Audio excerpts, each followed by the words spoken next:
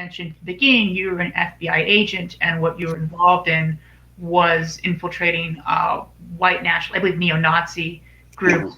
You also have written a report about what you call explicit bias in law enforcement, which is law enforcement ties to far-right white supremacist groups.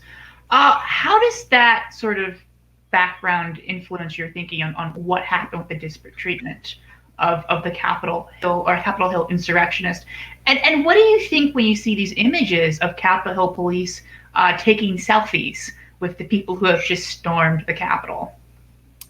Well, I guess the one benefit of being old is that you see things in context with events that have happened in the past, and that's what's frustrating about a lot of the response to the assault on the Capitol is that we're talking about it in many, particularly policymakers in the FBI and in the U.S. Attorney's Office, as if that was a sui generis event that has opened our eyes to this problem, when anybody who has eyes could have seen this happening all across the country for the past 4 years. That these white supremacists and far-right militant groups engaging in public violence with very little interference from state and local law enforcement officers, who are often on the scene and yet not addressing the violence, or any interference from the FBI when they travel interstate to engage in this violence, as they have been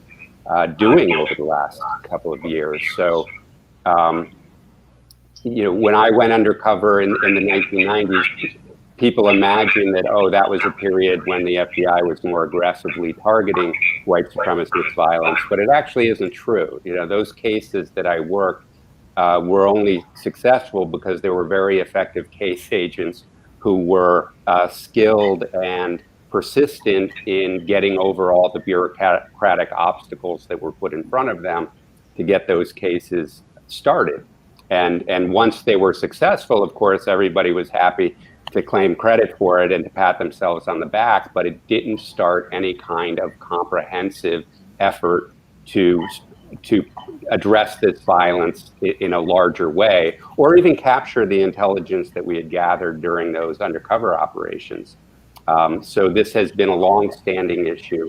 The last report I wrote for the Brennan Center focused, as you said, on the influence of white supremacy, racism, and far-right militancy within law enforcement, and that's never been hidden, right? Law enforcement knows about it. Certainly the communities that they police know about it, but there's just never been a national effort to actually address it.